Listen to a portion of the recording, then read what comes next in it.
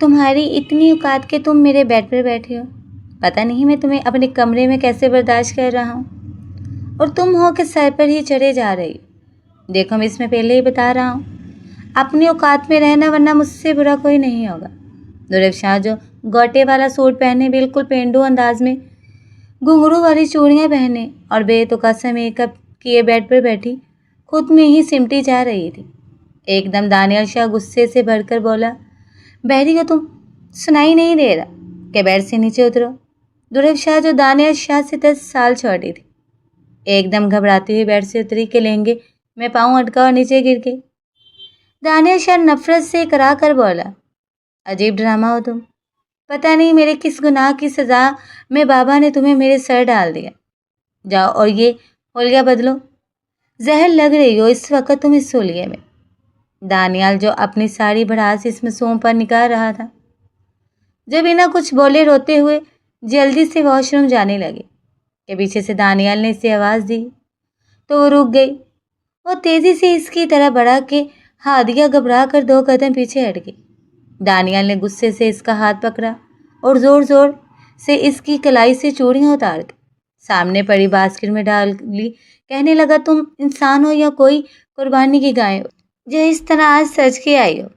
دانیال شاہ بولتے ہوئے بالکل بھول گیا کہ سامنے بھی انسان ہے جسے اپنی انسلٹ فیل ہو رہی ہے۔ درفشاں جو 17 سال کی معصوم سی بس روئی جا رہی تھی، اس نے ایک شکوہ بری نگاہ دانیال پر ڈالی جو اس وقت اپنے غرور میں ڈوبا ہوا تھا۔ درفشاں واش روم گئی، شیشے کے سامنے کھڑی ہو کر اس نے شدید غصے سے اپنے ہونٹوں پر لگی لپسٹک کو رگڑ رگڑ کر صاف کیا۔ لپسٹک کو ملنے سے اس کا چہرہ مزید بگڑ گیا۔ وہ رونے لگی کہ وہ کس مصیبت میں پھنس گئی۔ وہ کون سا مرے جا رہی تھی اس اکڑ اور خروس امیر زادے سے شادی کرنے کے لیے۔ درفشاں جو کافی دیر واش روم میں روک کر اپنا دل کو ہلکا کرنے کی کوشش کر رہی تھی کہ دانیال شاہ نے دروازے کو زور سے بجایا کہ کیا اندر ہی سو گئی ہو، جلدی باہر نکلو۔ درفشاں نے اپنا چہرہ جلدی سے صاف کیا اور حلیہ درست کرتے ہوئے وہ سہمی ہوئی باہر آئی۔ وہ اب سونے کا سوچ رہی تھی کہ کہاں سوئے۔ دانیال جو کپڑے چینج کر کے پورے بیڈ پر پھیل کر لیٹ چکا تھا، درفشاں صوفے پر بیٹھی تھی، اس انا پرست کو دیکھ رہی تھی اور دل ہی دل میں سوچ رہی تھی، کیا اس دانیال کے سینے میں دل نہیں؟ ہماری شادی کی آج پہلی رات ہے اور اس کا یہ رویہ۔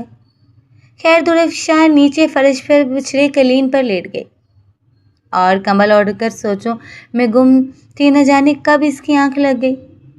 صبح دانیال اٹھا تو اس نے دیکھا وہ نیچے فرش پر لیٹی سو رہی تھی۔ اس نے عجیب سا منہ بنایا درفشاں کو دیکھ کر اور اس کے اوپر سے پھلانگ کر گزرا۔ واش روم سے فریش ہو کر نکلا، اس کے جسم پر صرف تولیہ تھا۔ دانیال نے الماری کھولی اور اپنے کپڑے نکالنے لگا کہ جب درفشاں کی آنکھ کھل گئی، وہ اچانک اٹھ کر بیٹھ گئی جب سامنے کھڑے دانیال شاہ پر اس کی نظر پڑی، جو اس وقت اپنے گرد تولیہ لپیٹے اس بات سے بے خبر کھڑا تھا کہ کوئی اور بھی اس کے کمرے میں موجود ہے۔ جب ڈریسنگ کے شیشے سے اس نے دیکھا کہ پیچھے بیٹھی درفشاں اسے دیکھ رہی ہے تو وہ جلدی سے کپڑے اٹھائے پردے کے پیچھے ہو گیا اور کپڑے پہننے لگا۔ درفشاں نے چہرہ دوسری طرف کر لیا۔ وہ تیار ہوا اور کمرے سے نکلتے ہوئے درفشاں کو کہنے لگا، تم بھی تیار ہو کر باہر آؤ اور سنو، گھر والوں کے سامنے ایسے بہیو کرنا جیسے ہم دونوں کے درمیان سب نارمل ہے، اور کل کی طرح تیار مت ہونا، تم کسی نمائشی شو میں نہیں جانے والی، بس نارمل سا تیار ہونا، 5 منٹ میں تم نیچے آ جانا۔ ہر حال میں اپنے حکم صادر کرتا وہ اپنی کف بند کرتا ہوا کمرے سے نکل گیا۔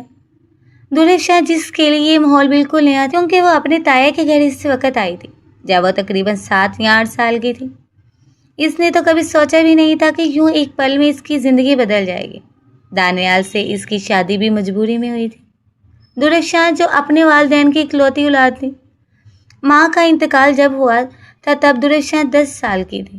بچپن میں ہی اپنا آپ اور باپ کو سنبھالا، میٹرک تک ہی وہ تعلیم حاصل کر سکی کیونکہ اس کے والد سرفراز احمد بھی اکثر بیمار رہتے تھے۔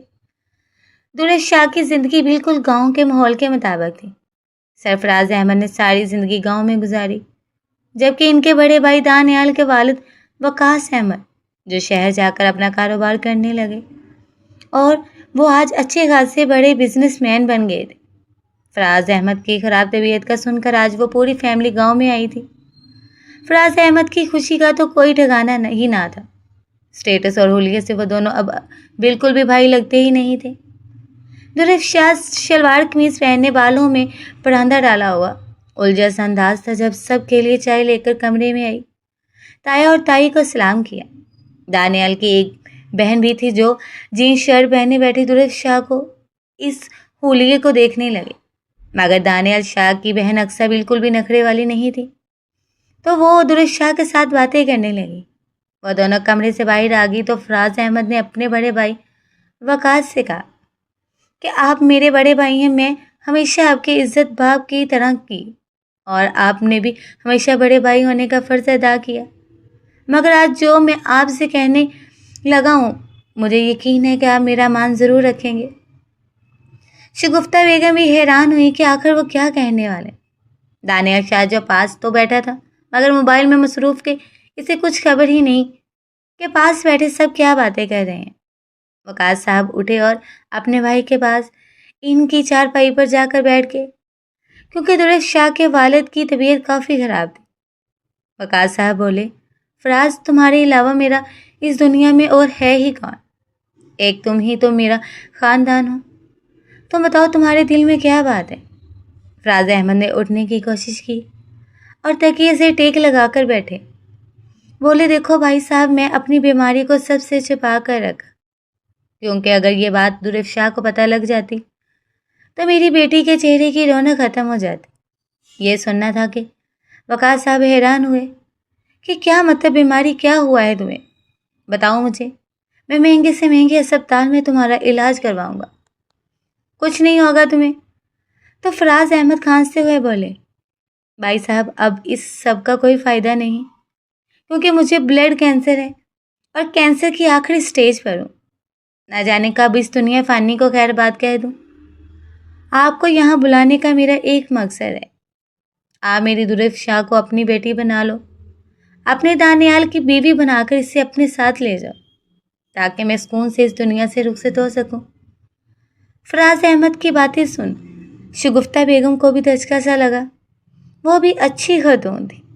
वकास साहब की आंखों में आंसू आ गए और बोले, फराज, दुर्गशाह मेरे लिए मेरी अक्सा जैसी है, और अल्लाह ना करे तुम्हें कुछ हो, मैं अपने जानने वाले डॉक्टर से बात करूँगा। जहाँ तक मुमकिन हो सका मैं तुम्हारा इलाज करवाऊँगा। मगर फराज साहब ने अपने हाथ बड़े भाई के आगे जोड़ दिए कि मेरी दानियाल का निकाह कर दो। और जब ये बात दानियाल के कानों से टकराई तो एकदम करंट खाकर उठा और बोला, ये सब क्या बातें हो रही हैं? मेरा निकाह इस दुर्गशाह से? ऐसा मैं मर कर भी नहीं करूँगा। दानियाल ने बिना किसी का लिहाज किए इनकार किया और उठकर बाहर चला गया। दानियाल के तेवर देखकर सब ही परेशान हो गए। वकास साहब बोले, फराज, ऐसे फैसले जज्बात में थोड़े ना लिए जाते हैं, बच्चों की राय लेना भी ज़रूरी है, और अल्लाह सेहत दे तुम्हें। दुर्गशाह मेरी ही बेटी है। फराज अहमद को जब ये एहसास हुआ कि वो इस बात पर नहीं राज़ी, तो इन्होंने इस बात को ऐसा दिल पर लिया कि अचानक इनकी तबीयत बिगड़ गई। फराज, संभालो खुद को, तुम जो कहोगे हम वैसे ही करेंगे। शगुफ्ता बेगम आगे बढ़ी और बोली कि फराज को अस्पताल लेकर जाना चाहिए। इतने में फराज साहब को खून की उल्टी आ गई। सब बहुत घबरा गए। अस्पताल लेकर जाने लगे तो फराज साहब ने कहा, भाई साहब, आप दुर्गशाह को जब तक अपनी बहू नहीं बना लेते तब तक मैं कहीं नहीं जाऊंगा। दुर्गशाह जो रोती बिलखती भाव से लिपट रही थी कि बाबा, आपने मुझसे ये सब क्यों छुपाया? खैर, वकास साहब और शगुफ्ता बेगम, जिनका दिल पसीज सा गया, बाहर दानियाल के पास आए और इसे कहा, तुम्हारा निकाह अभी और इसी वक्त दुर्गशाह के साथ किया जा रहा है। दानियाल इससे पहले इनकार करता। वकास साहब ने इसके लिए कोई ऑप्शन ना छोड़ा और कहा, या तो दुर्गशाह से निकाह करो या मैं तुम्हें सारी ज़िंदगी के लिए अपने घर जायदाद से آ کر دوں گا۔ دانیال جس کے ہوش ہی اڑ گئے تھے، اس سب کا اسے تھوڑا سا بھی اندازہ ہوتا تو وہ گاؤں آتا ہی نہ۔ اس نے اپنی ماں کی طرح دیکھا تو شگفتہ بیگم بولی، تمہارے بابا کا فیصلہ درست ہے، گھر کی بیٹی ہے جسے ہم لاوارث نہیں چھوڑ سکتے، اس لیے کوئی ڈرامہ مت کرنا۔ دانیال جو دورے شاہ کا حلیہ دیکھ کر کراہی سی محسوس کر رہا تھا، کہاں اس کی شہر کی آزاد زندگی اور کہاں وہ اس گوار پینڈو سے نکاح کرنے جا رہا تھا۔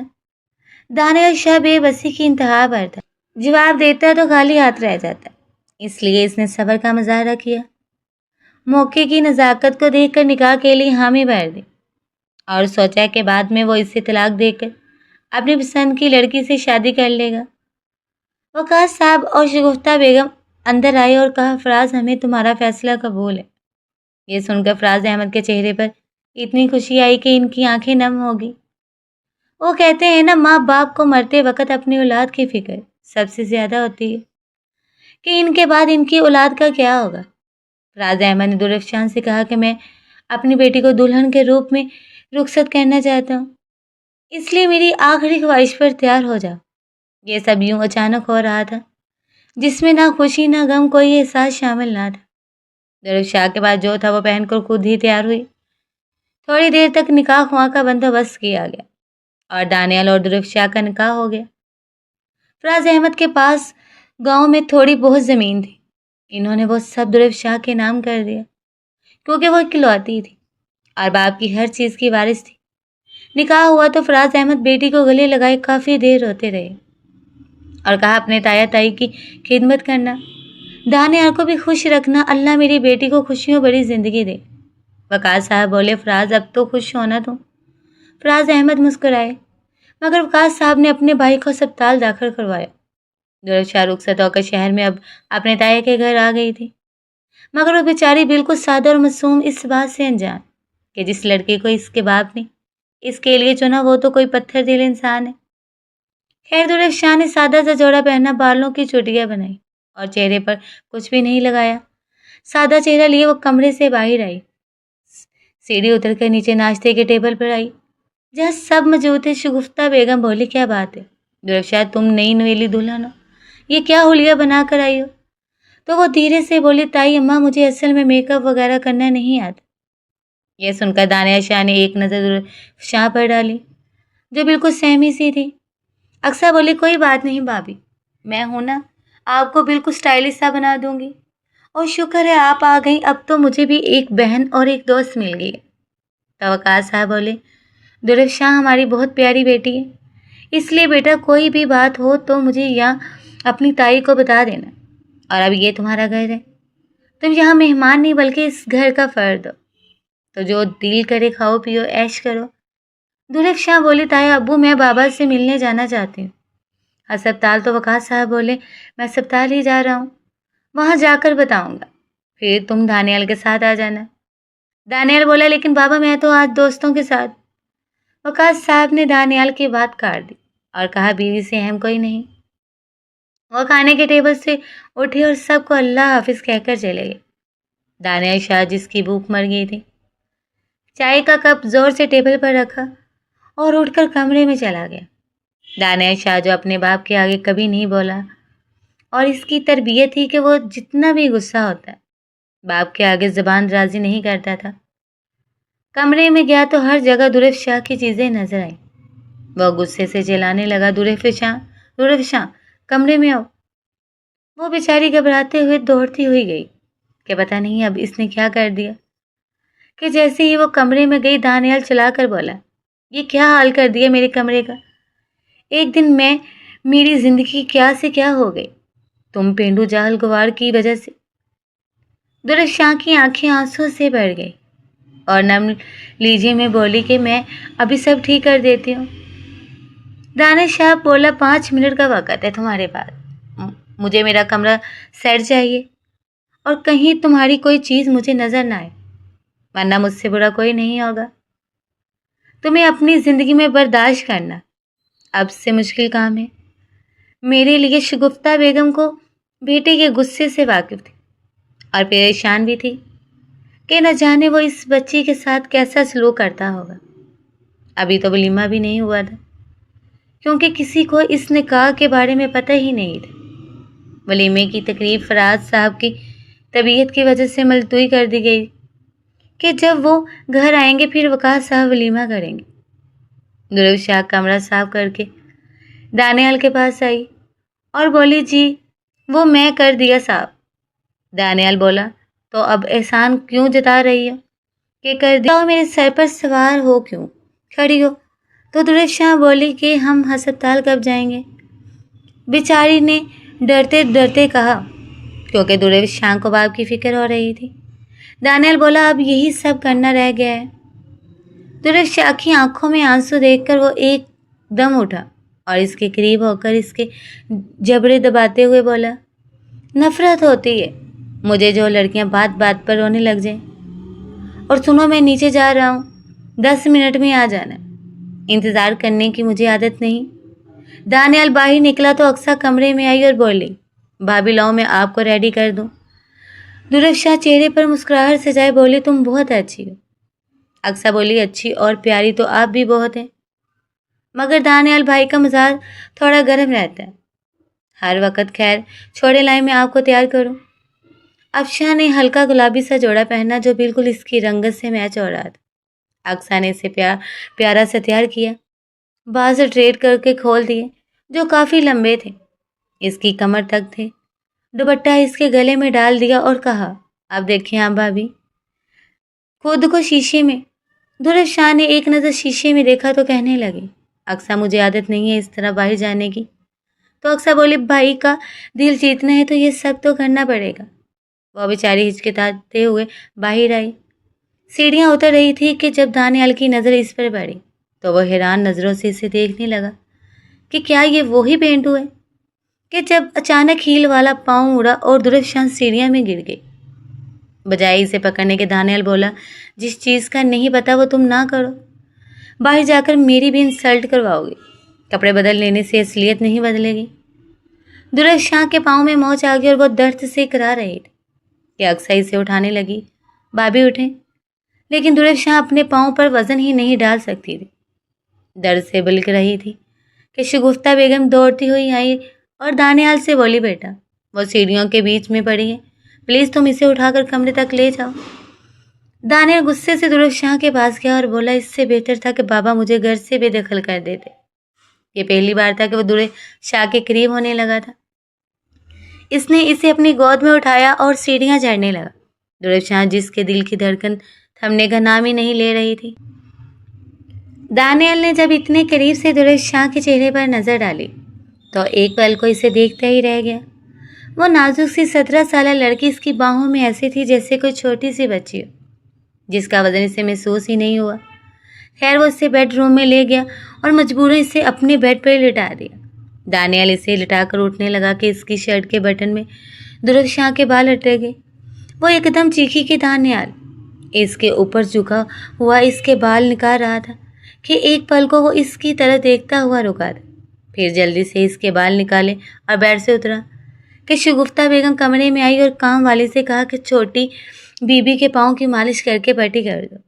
दुर्ग शाह दर्द से कराहने लगी क्योंकि मौज काफ़ी आ गई थी।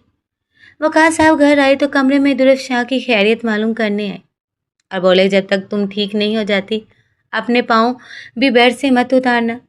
रात हो गई तो शगुफ्ता बेगम ने दानियाल और दुर्ग शाह का खाना कमरे में ही भिजवा दिया।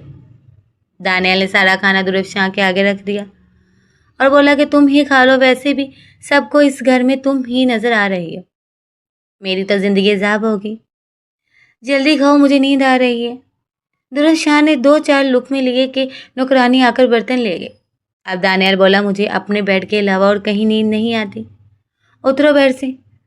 दुर्ग शाह जो दर्द से करा रही थी, इसने उठने की कोशिश की मगर पाँव पर वजन ना आया और वो फिर बेड पर गिर गई। मजबूरन दानियाल ने एक तरफ अपना तकिया रखा और सोने के लिए लेट गया। आज पहली बार था कि दानियाल के साथ इसके बेड पर कोई मौजूद हो। वो जितना मर्जी खड़ूस बन जाए मगर फितरत के खिलाफ कैसे जा सकता था। दुर्ग शाह को अपने इतने करीब आकर वो बेचैन सा होने लगा। दूसरी तरफ लेटी हुई दुर्ग शाह जो तकरीबन सो चुकी थी, जब दानियाल ने करवट बदली और एक नज़र दुर्ग शाह पर डाली जो चेहरे पर मासूमियत लिए होश की दुनिया से बेखबर नींद की वादियों में जा चुकी। इसकी कमीज का गला उठा हुआ जिसमें से इसका आईना जाहिर हो रहा था। दानियाल था तो एक मर्द ही ना, और साथ लेटी हुई इसकी बीवी थी। वो चाह भी खुद को रोक नहीं पा रहा था। एक पल वो ध्रुव शाह के पास हुआ और अपने अंदर बढ़ी हुई बेचैनियों को दूर करना चाहा, मगर अगले ही लम्हे इसने खुद को पीछे हटाया और बोला, मैं दानियाल शाह हूँ। मेरी पसंद ये मामूली सी पेंडू लड़की नहीं हो सकती। मैं जिस तरह की लड़की को पसंद करता हूँ वैसी ही लड़की मेरी जिंदगी में आएगी। वो एकदम दूसरी तरफ मुंह करके सो गया। सुबह जब ध्रुव शाह की आंख खुली तो वो दानियाल के इस कदर नजदीक थी कि इसके दिल में हलचल सी मच गई। वो जल्दी से उठने लगी कि दानियाल ना देख ले कि अगले ही पल इसकी कोशिश नाकाम हो गई। इसके बाल दानियाल के नीचे थे। ध्रुव शाह ने कोशिश भी की कि वो किसी तरह दानियाल से दूर होकर लेटे, क्योंकि वो नहीं चाहती थी कि दानियाल फिर इस पर गुस्सा करे। मगर दानियाल जो नींद में इस कदर खोया हुआ था, ध्रुव शाह के बाजू पर अपना सर रख चुका था। अब ध्रुव शाह ने भी आंखें बंद कर ली ताकि अगर दानियाल की आंख खुले भी तो इसे ये एहसास हो कि मैं अनजान हूं। मगर वो दानियाल को खुद के करीब आकर अच्छा महसूस कर रही थी, मगर वो इसके गुस्से से डरती थी। दानियाल के मोबाइल पर अलार्म बजा तो ध्रुव शाह ने जल्दी से आंखें बंद कर ली। दानियाल अपनी आंखों को मलता हुआ उठा कि वो एकदम हड़बड़ा सा गया। खुद को इसके बाजू पर देख के वह जल्दी से पीछे हटा और उठकर वॉशरूम चला गया। तो ध्रुव शाह भी उठी। इसके पाँव का दर्द भी काफ़ी ठीक हो चुका था। वह उठी, फ्रेश होकर दोनों कमरे से बाहर आए। बड़े आराम से सीढ़ियाँ उतरती वो आई तो शगुफ्ता बेगम बोली, अब कैसी है बेटा? जी ताई अम्मा, बहुत बेहतर हूँ। अभी नाश्ता शुरू करने लगे कि वकास साहब का मोबाइल बजने लगा। वो एकदम घबरा से गए कि अस्पताल से कॉल रिसीव की तो वो खाने के टेबल से उठे और बोले कि मैं अभी निकल रहा। वकास साहब बोले, अस्पताल से कॉल है, फराज की तबीयत काफ़ी ख़राब है, वो ध्रुव शाह से मिलना चाहता है। चलो बेटा। ध्रुव शाह जो बिना नाश्ता किए जल्दी से आंखों में आंसू लिए चल पड़ी। दानियाल को भी साथ जाना था। अस्पताल पहुंचे तो फराज साहब जो अपनी ज़िंदगी की आखिरी सांसें ले रहे थे, बेटी को देखा तो आंखों से आंसू चलने लगे। चेहरे पर ऑक्सीजन लगी थी और बोल नहीं पा रहे थे, लेकिन बेटी के सर पर हाथ रखकर इसे प्यार दिया। ध्रुव शाह को ज़ारों कतार रो रही थी। पहले छोटी सी उम्र में माँ को खो दिया और अब बाप को। अचानक फराज अहमद की तबीयत मज़ीद बिगड़ गई कि डॉक्टर ने कहा कि आप लोग बाहर इंतज़ार कीजिए, हमें इनका इलाज करना है। मगर अल्लाह को कुछ और ही मंजूर था। थोड़ी देर बाद डॉक्टर बाहर आया और बोला, आई एम सॉरी। ध्रुव शाह जो वहीं ज़मीन पर गिर गई। जाहिर है इसका गम ही इतना बड़ा था। एक बाप ही तो था इसके पास, ना कोई बहन भाई ना माँ। आज बाप भी छोड़ कर जा चुका था। ध्रुव शाह के लिए सब बर्दाश्त करना बहुत मुश्किल था। वकास साहब ने ध्रुव शाह को गले लगाया और कहा कि मैं तुमसे वादा करता हूँ, मैं फराज की कमी तो पूरी नहीं कर पाऊँगा, मगर बाप का प्यार ज़रूर दूँगा। वो दानियाल को ध्रुव शाह के पास छोड़कर डेड बॉडी लेने चले गए। दानियाल जो ध्रुव शाह को संभालने की कोशिश कर रहा था, वो जितना भी पत्थर दिल था, मगर इस तरह का सदमा हर दिल मोम कर देता है। वो इसे साथ लगाए गाड़ी तक लाया और घर पहुंचे, जहां वकास साहब फराज अहमद की मेयर लेकर पहुंच चुके थे। घर में शौक का समा था। तदफीन हुई तो सब मेहमान रिश्तेदार घरों को चले गए। ध्रुव शाह जिसके आंसू रुकने का नाम ही नहीं ले रहे थे, वो नीचे ही सो गई। मगर जब दानियाल कमरे में गया तो इससे वो कमरा आज खाली सा लग रहा था, जहाँ वो बड़ी मुश्किल ध्रुव शाह को अपने कमरे में बर्दाश्त करता था। आज इसे बार बार ध्रुव शाह की याद आ रही थी। बेड पर लेटा बार बार करवटें बदलता वो सोने की नाकाम कोशिश कर रहा था कि जब इसने सोचा कि एक दफ़ा वो ध्रुव शाह को देखने नीचे जाए, मगर जैसे ही वो नीचे आया तो सामने ध्रुव शाह की हालत देखकर इसकी चीखें निकल गई, क्योंकि वो तो